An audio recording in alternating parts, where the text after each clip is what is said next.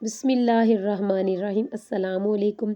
ترجمۃ القرآن ہم نے 9th کلاس کی سٹارٹ کی ہوئی ہے۔ پہلی ویڈیو میں ہماری سورۃ مریم ہے وہ کمپلیٹ ہو گیا، اور اس ویڈیو میں ہم دوسری سورۃ طٰہٰ کمپلیٹ کریں گے۔ تو چلے بڑھتے ہیں ایکسرسائز کی طرف۔ ایکسرسائز میں سب سے پہلا سوال ہے، درست جواب کی نشاندہی کریں۔ پہلا MCQs ہے، حضرت موسیٰ علیہ السلام کا تفصیلی ذکر ہے، تو اس کا آنسر ہے سورۃ طٰہٰ میں۔ دوسرا MCQs ہے، سورۃ طٰہٰ کو سن کر مسلمان ہوئے، تو اس کا آنسر آپ لگائیں گے حضرت عمر فاروق رضی اللہ تعالیٰ عنہ۔ تیسرا MCQs ہے، حق کا انکار کرنے والوں کے بارے میں مظاہرہ کرنا چاہیے، تو اس کا آنسر آپ لگائیں گے صبر و تحمل۔ سیکنڈ لاسٹ ہے، حضرت محمد رسول اللہ خاتم النبیین صلی اللہ علیہ وآلہ وسلم کا سب سے بڑا معجزہ ہے، اس کا آنسر آپ لگائیں گے قرآن مجید۔ لاسٹ MCQs، اصل کامیابی کا فیصلہ ہوگا، اس کا آنسر آپ لگائیں گے قیامت کے دن۔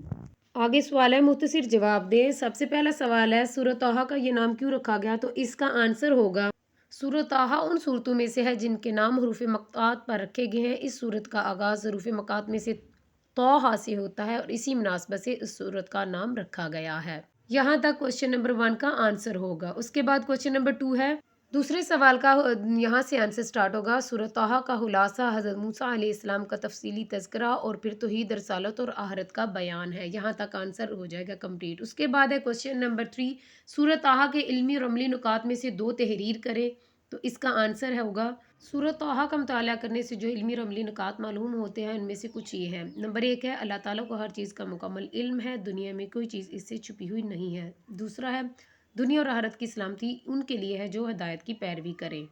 یہاں تک کوشچن نمبر 3 کا آنسر کمپلیٹ ہو گیا۔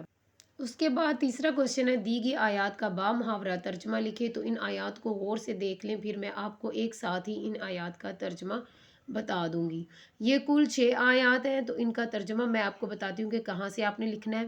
پہلی آیت ہے، ربی اشرح لی صدری، اس کا ترجمہ ہے اے میرے رب میرے لیے میرا سینہ کھول دے۔ دوسری آیت ہے، ویسر لی امری، اور میرے لیے میرا کام آسان بنا دے۔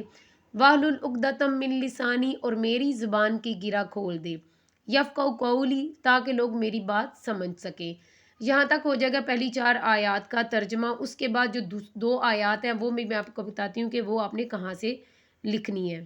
باقی جو 2 آیات ہیں ان کا ترجمہ آپ کو پیج نمبر 21 پہ ملے گا، یہ میں نے ہائی لائٹ کی ہوئی ہے۔ سب سے پہلی ہے، وَاجْعَل لِّی وَزِيرًا مِّنْ أَهْلِي، اس کا ترجمہ ہے اور میرا ایک وزیر مددگار مقرر فرما دے میرے گھر والوں میں سے۔ دوسری ہے، اِنَّکَ كُنتَ بِنَا بَصِيرًا، اس کا ترجمہ آپ لکھیں گے بے شک تو ہمیں خوب دیکھنے والا ہے۔ یہاں ہماری آیات کا بامحاورہ ترجمہ ہے وہ کمپلیٹ ہو گیا۔ اس کے بعد کوشچن نمبر 5 ہے، تفصیلی جواب دیجئے، سورۃ طٰہٰ کا تعارف اور مضامین تحریر کیجئے۔ یہ جو میں نے آپ کو انڈر لائن آپ کو میں آنسر میں بتاتی ہوں کہ جو میں نے ہائی لائٹ کیا یہ سارا آپ نے لانگ کوشچن بنانا ہے۔ سورۃ طٰہٰ ان صورتوں میں سے جن کے نام حروف مقطوعات پر رکھے گئے ہیں۔ اس صورت کا آغاز حروف مقطوعات میں سے طٰہٰ سے ہوتا ہے، اور اسی مناسبت سے اس صورت کا نام رکھا گیا ہے۔ سورۃ طٰہٰ کے 8 میں سے 5 رکوع میں حضرت موسیٰ علیہ السلام کی زندگی بیان ہوئی ہے۔ جن صورتوں کے بارے میں حضور صلی اللہ علیہ وسلم نے فرمایا کہ یہ میرا قدیم مال اور قیمتی اثاثہ ہے، ان میں سورۃ طٰہٰ بھی ہے۔ اس کے بعد حضرت عمر فاروق کا بیان ہوا ہے کہ ایمان لانے کا واقعہ بیان ہے۔ پھر اس کے بعد سورۃ طٰہٰ کا خلاصہ ہے، حضرت موسیٰ علیہ السلام کا تفصیلی تذکرہ ہے، اور پھر توحید، رسالت اور آخرت کا بیان بھی ہے۔ مضامین ہے، تو سورۃ طٰہٰ میں حضرت موسیٰ علیہ السلام کی زندگی کے 3 مراحل بیان کیے گئے ہیں۔ نمبر 1 ہے، حضرت موسیٰ علیہ السلام کی پیدائش سے مدین ہجرت فرمانے تک کا ہے۔ نمبر 2 ہے، مدین سے سرائے سینا کی طرف ہجرت، اور سرائے سینا ہجرت کے بعد وصال تک کا دور، یہ تیسرا ہے۔ آخر کے 3 رکوع میں توحید، رسالت اور آخرت کا بیان ہے، اللہ تعالیٰ کی عظیم قدرتوں اور صفات کا ذکر ہے، حضرت آدم علیہ السلام کا مختصر تذکرہ ہے، آخرت میں نافرمانوں کے برے انجام کو بیان کیا گیا ہے، قرآن مجید کا مقام و مرتبہ بیان کر کے اس سے منہ موڑنے کی سزا بھی بیان کی گئی ہے۔